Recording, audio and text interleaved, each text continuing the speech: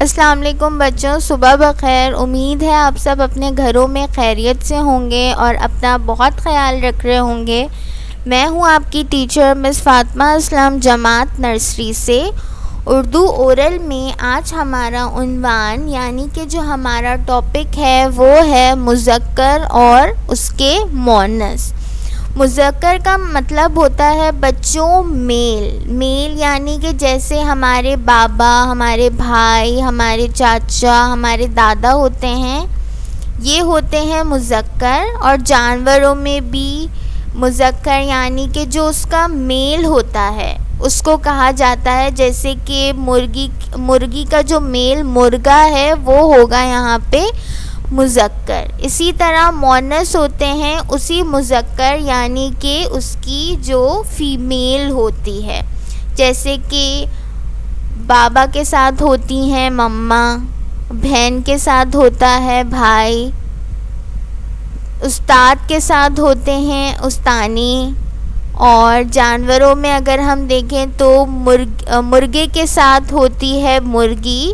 تو جس چیز کا جو فیمیل ہوگی، کسی بھی جانور یا کسی بھی انسان کی جو فیمیل ہوتی ہے اس کو مؤنث کہا جاتا ہے، اور کسی بھی انسان یا جانور کے جو میل ہوتے ہیں اس کو مذکر کہا جاتا ہے۔ اب سب سے پہلے تصویر ہے ہمارے پاس چچا، اور چچا کے ساتھ ہمارے ساتھ ہوتی ہیں چچی۔ چچا، چچی، دوبارہ پڑھیں گے چچا، چچی۔ اب چچا کے نیچے ہیں ہمارے پاس استاد، استانی۔ استاد کے ساتھ ہمارے پاس ہوتی ہیں استانی، استاد، استانی، استاد، استانی۔ اب ہے ہمارے پاس بادشاہ، ملکہ، بادشاہ، ملکہ۔ بادشاہ کے ساتھ ہمارے پاس کون ہوتا ہے؟ ملکہ۔ جی، ان بادشاہ کی فیمیل کو ملکہ کہا جاتا ہے یعنی کہ مؤنث کو۔ شیر، شیرنی، شیر، شیرنی۔ شیر کی مؤنث یعنی کہ جو فیمیل ہوتی ہے اس کو شیرنی کہا جاتا ہے۔ آخر میں ہے ہمارے پاس دادا۔ دادا کے ساتھ کون ہوتی ہیں بچوں؟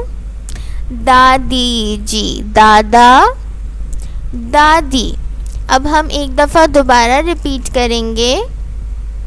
چچا یعنی کہ مذکر اور چچی مؤنث، استاد مذکر، استانی مؤنث، بادشاہ مذکر اور ملکہ مؤنث، شیر مذکر اور شیرنی مؤنث، اور آخر میں دادا مذکر اور دادی مؤنث۔ امید ہے بچوں آپ کو میرا بتایا ہوا سبق بہت اچھے سے سمجھ آیا ہوگا۔ اپنا بہت خیال رکھیے گا، اور اس ریکارڈنگ کے ذریعے اپنی اس لیکچر کو یاد کیجیے، روز مرہ یاد کیجیے، ریوائز کیجیے، اور آپ کے گھروں میں اب آپ سب سے پوچھیے گا، اپنے دادا سے پوچھیے گا کہ آپ کا مؤنث کون ہے، دادی سے پوچھیے گا آپ کا مذکر کون ہے۔